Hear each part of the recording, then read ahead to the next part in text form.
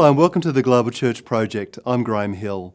Oscar García-Johnson teaches at the Centro for the Study of Hispanic Church and Community at Fuller Seminary in California. Born in Honduras, he immigrated to the United States to complete a degree in electrical engineering. While in college, he committed his life to Jesus Christ. Since that time, he's taught and written extensively in English, Spanish, and Portuguese. His books explore Latin American contextual theology and church life, and movements of the Spirit and mission in the Global South. When he's not writing or teaching at Fuller Seminary, he offers conferences on leadership development and ministry across Latin America and the United States. Oscar García-Johnson, welcome to the Global Church Project. Thank you very much. You've written about Latino theology, and one of the things that you say is that it really matters where theology is done. Why does that matter, and what influence does it have? Well, I think I'll say it this way. I think where we do theology matters because we have to live first and then think later. Perhaps this relates to the way Latin American and diasporic Latino see life. We relate to this idea. I think Leonardo Boff has articulated fairly simple and well, ground zero ethics, meaning that while in other contexts such as Europe, you really relate to an ethic of the good living. I mean, you have to live well. And then, that means you have a rational argument for life, for an organized way of saying things and investigating things. In the Americas, probably the same is for Africa, we have to live. We have to eat. If there is extreme poverty, if you don't have anything to bring to the stomach, if you have no resource for life, how are you going to think? So it's a ground zero ethics, and that's the difference in the argument between Dussel and Appel and the ethics of life. And I think that it, in a way, it's a contextual reflection of how we see life. We do ministry, we do theology based in an immediate condition of life. And that doesn't mean being victimized or being reduced in the way we do. We do our thinking. It's just simply we acknowledge where we stand.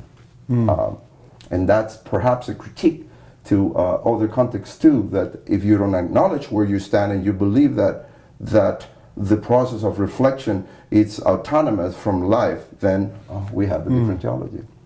Colonialism and modernity have shaped Western theology in a range of ways, but it's also affected Latin America and the way Latin Americans do theology. Where do you see colonialism, modernity in Western theology having an influence on Latin America?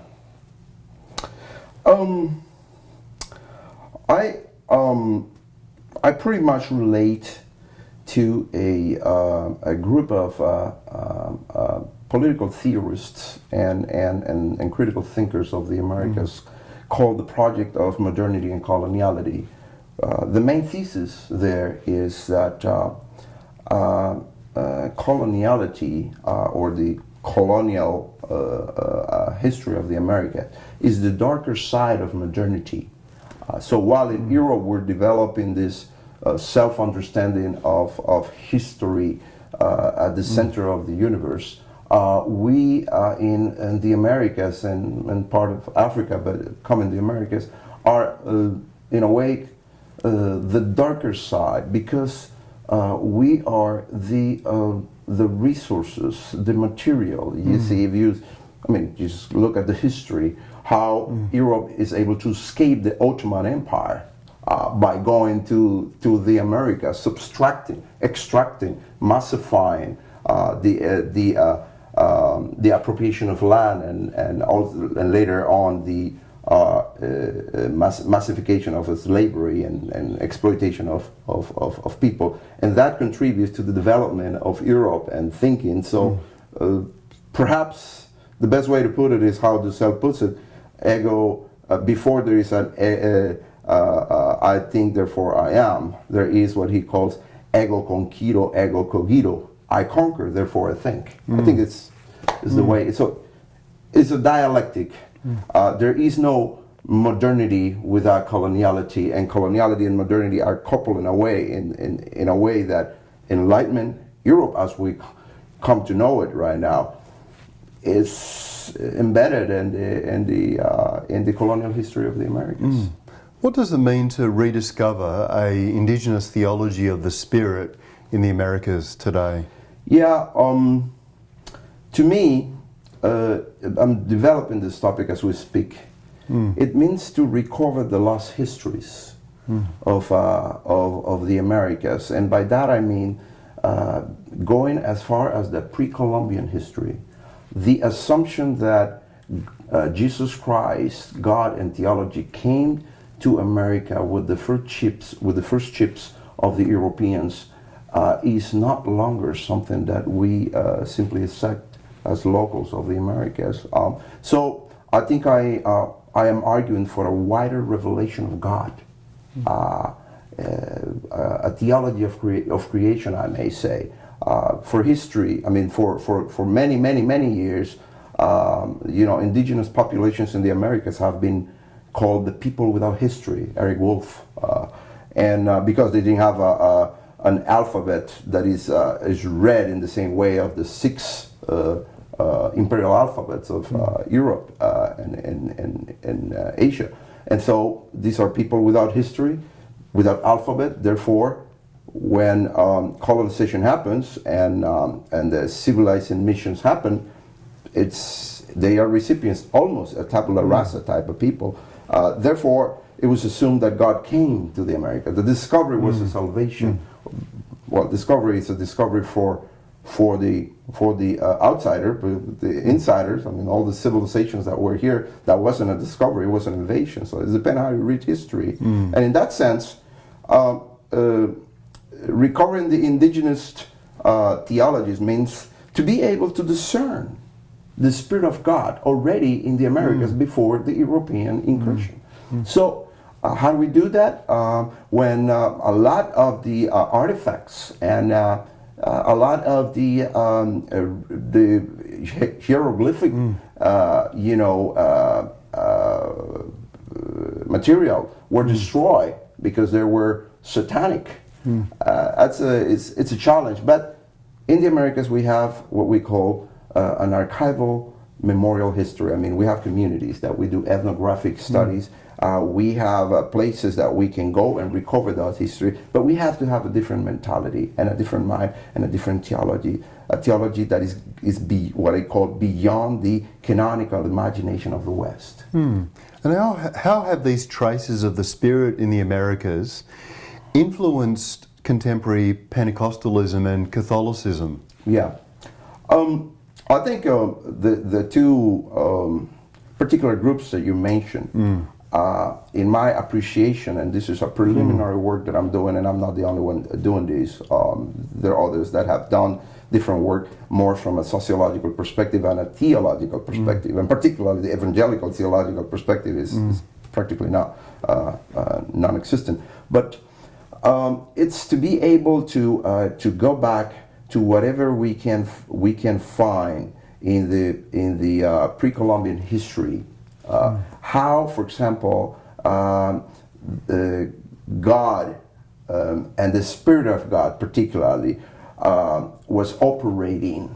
But for that, you need to assume that God was there. So you really have to begin with a different assumption. The assumption is that God is there. It's a wider revelation of God. God's there, and that's operating, and perhaps there's some particular rites and rituals that were performed there. And you can see the Moctezuma ritual. You can see several rituals.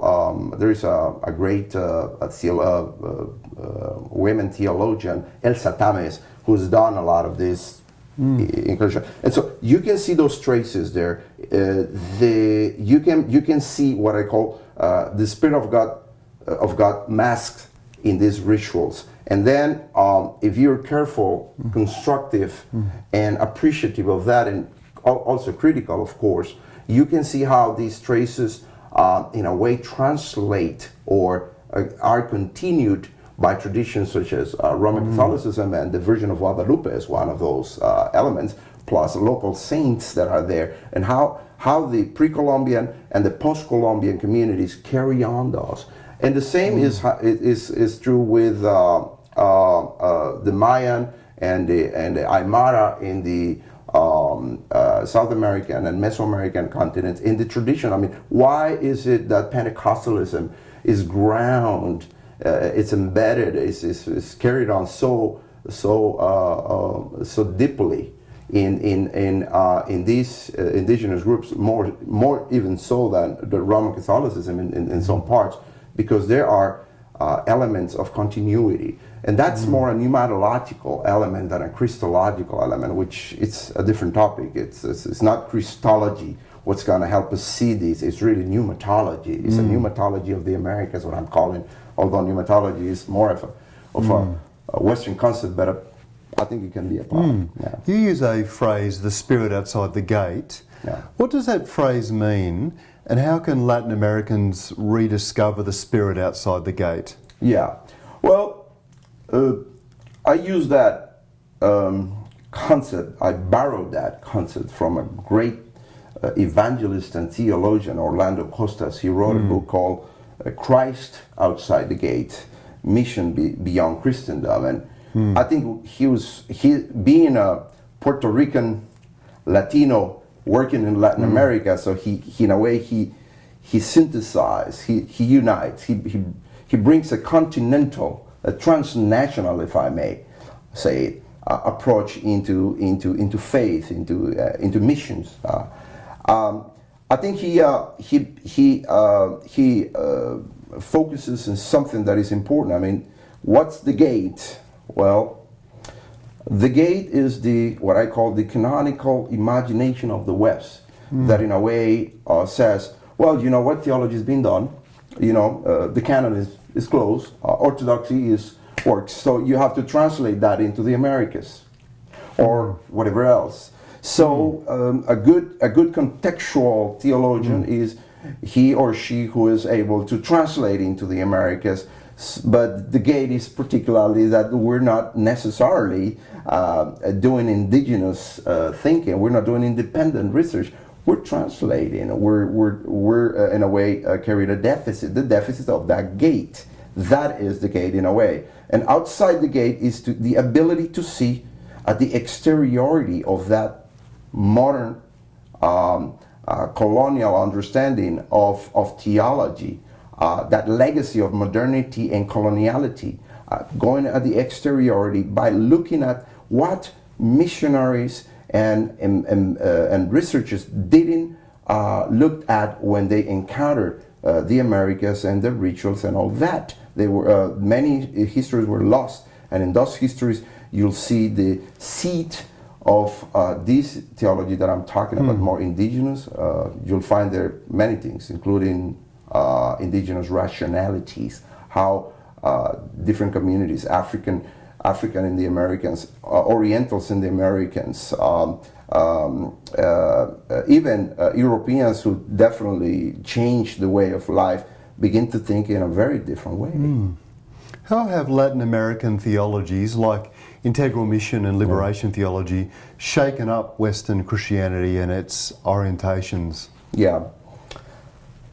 I think in the history of Latin American theology, you begin to see a more independent work with the emergence of liberation theology and integral mission, hand in hand, I would say. Before that, obviously, you'll have a much more secularized, independent thought. Even at the moment of the political independence of the republic, you'll have Simón Bolívar, you'll have José Martí. Those are thinkers that are trying to attain autonomy, cultural autonomy, intellectual autonomy. And then you'll have the literary boom in the 1960s. And out of that, immediately, that you'll see liberation theology and integral mission. And all that is in a way accumulating enough impetus to create a sense of we should do our own theology, we should do our own mission, we should think with our own mind. And in that sense, I see liberation theology as a movement that has a decolonial instinct. I wouldn't attribute liberation theology a full decolonial process. And by decolonial, I mean to be able to create a de-Westernization. That doesn't mean the trashing of the West. It means to being able to terminate the domination of the West, not Western culture, but the domination of the West. That de-Westernization didn't happen in liberation theology, in part because they borrowed from Europe a lot of critical thinking, particularly more from the Marxist or neo-Marxist school. And so you fight the most conservative aspects of Europe and the United States and the Americas with the more progressive aspects of Europe, and that created a kind of a dependency. So integral mission in a way did the same from a different angle, because in a way there was the sense of we inherited the Protestant principles, and they did a similar track. They were in conversation with liberation theology, but they did not necessarily identify with liberation theology. So both of them, but part of the whole issue is that liberation theology took off with such a dynamic speed that in a way integral mission was overlooked. It wasn't really given the right space, and they've been always alive. So they both, in my particular perspective, represent an indigenous attempt, an intellectual pursuit to recover parts of the lost history of the Americas.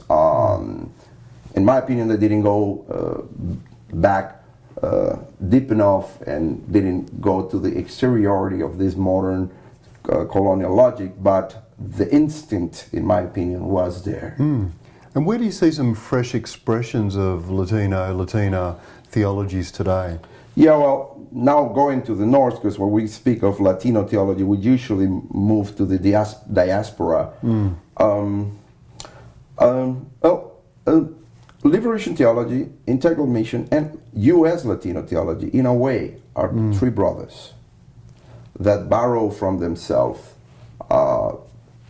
similar methodologies and contribute to each other, and in a way are brothers that do not talk to each other very well, with the exception of Latino theology and liberation theology, but they always maintain what I call a geopolitical difference for some reason. I think in the U.S., migration has had a very important it's been a very important and influential factor, I would say, in the production of theology in the North. While in Latin America, class struggle and economic struggle was pretty much dominated by the Marxist and the instinct that I said, the colonial instinct, the decolonial instinct of the thinkers of the Latin America. In the North, the issue was not so much class struggles as it was cultural marginalization and race struggle. See, race struggle, and that's part of the whole criticism on early liberation theology, that they didn't see the race struggle as important. But anyway, in the North, it was more race struggle, cultural struggle, and marginally and periphery. Therefore, you'll see expressions such as mestizaje, which is kind of a hybridity, is highly anthropological at the beginning, and it moves more into a formal discourse later at the middle of its development. And right now, it's more taking a little more a post-colonial and I hope a trans-Occidental approach. In mujerista theology, theology from the side of the women, not a European feminist theology, but more a mujerista, womanist from the perspective of Latino theology, mestizo theology, the Christ of the periphery, the Galilean Christ, as Elizondo says, and other expressions are very important in Latino theology. Now you use the phrase trans-Occidental. That's right. So 2 questions about that. What does that mean? And secondly, how is it linked to the future of Latin American theology? I was born in Honduras, so I'm at the center of the center of the Americas, and my country really experienced one of the most dramatic incursions of the United States by way of transnational companies, to the point that I call myself a banana republic theologian. Honduras was named Banana Republic in 1904 in the novel of O. Henry, Cabbages and King, when he saw how the ships were coming there and the North Atlantic land was being appropriated by the U.S. companies, and they owned 650,000 acres, and they in a way dominated 80% of the economy of Honduras. So it was there in Honduras in a way that the Cold War was stopped in Central America. The military occupation there was strong. So I experienced both the wars of the left and the wars of the right. And I've come to be very critical of both, and to a certain degree, being able to see that both have a little bit to contribute. And so that has, I think, given me, along with my migration here, a sense of looking for a different place out of which I can think and do theology. And everything begins as a U.S. Latino theologian. The first question has to do with identity.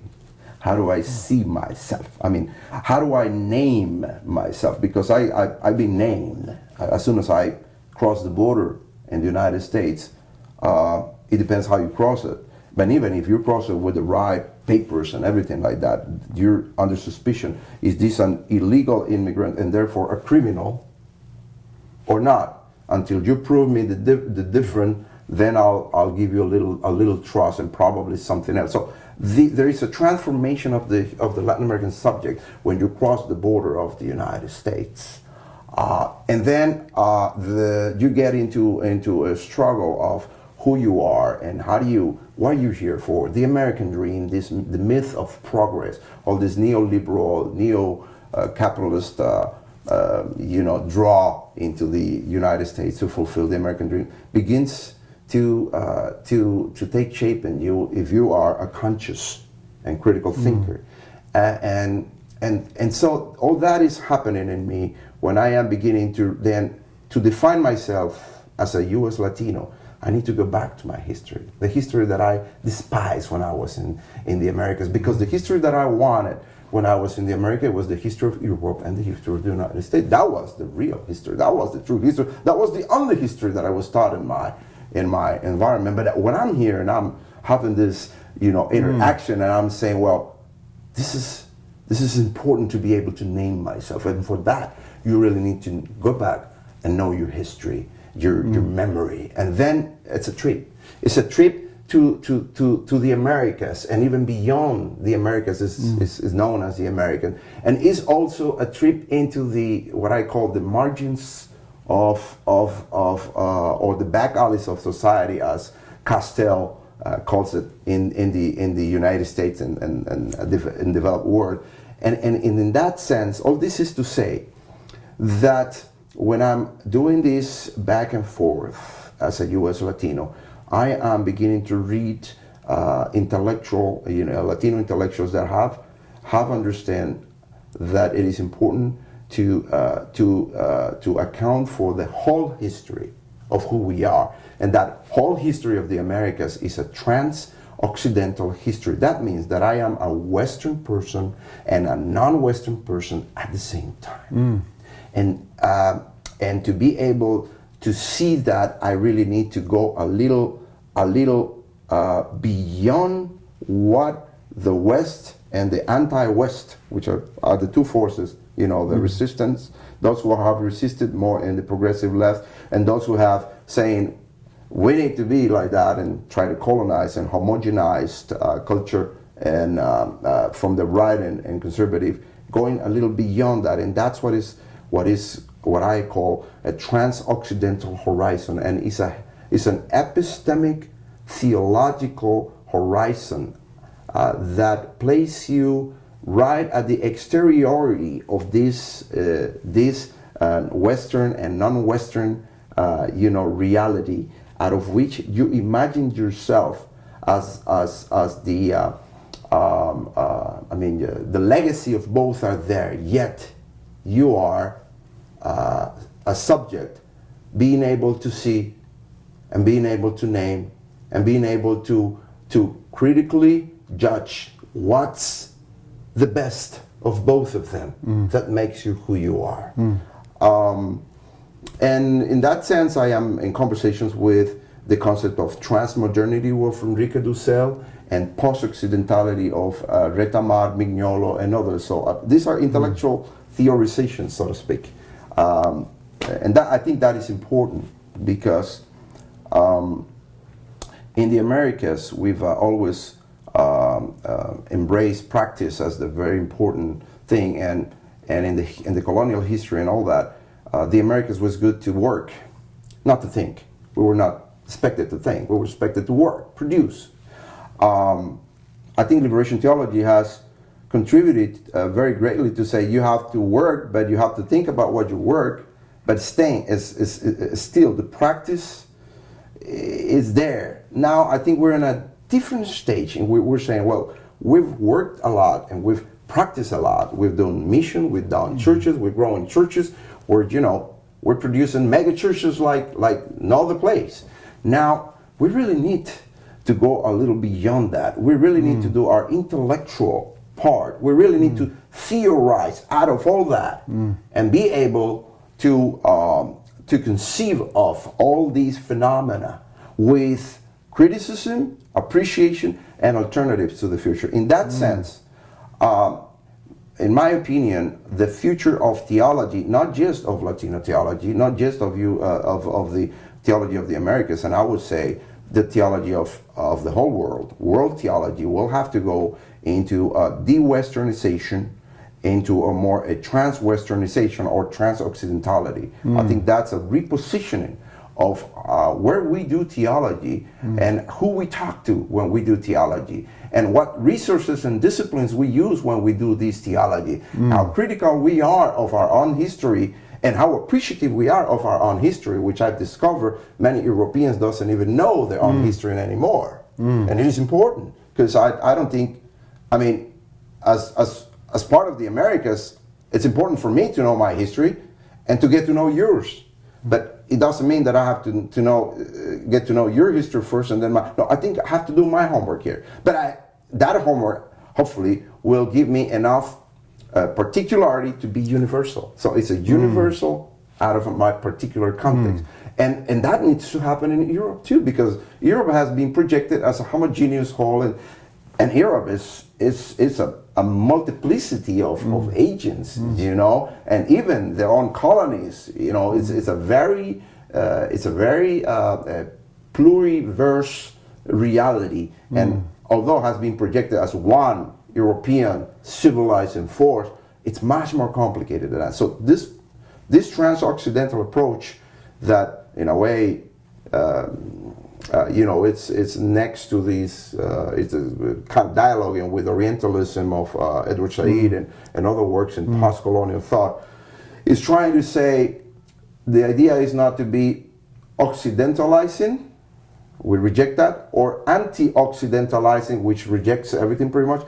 It's trying to be critical of both and finding a place in which we can be original and we can respect that originality and speak in a more pluriverse, plural world out of our own particularity. So it's a theorization, it's an initiative, and I think theology has everything to do with it. This cannot be done secularly because all the colonial projects were endorsed by theology. So decoloniality, as McNulty says, he believes it shouldn't be theological. I say no, it is very theological because at the very beginning of coloniality, theology was used. It needs to be, a theology needs to be forged in a way that acknowledges the legacy and is able to transcend that legacy in a trans-Occidental matrix. So a bit complicated, but... Oscar Garcia-Johnson, thank you for joining us at the Global Church Project. Thank you very much. It's been a pleasure talking with you, Graham. The Global Church Project is located at www.theglobalchurchproject.com. On our website you'll find a wide range of interviews and resources for colleges, universities and churches. I look forward to your company next time. From me, goodbye.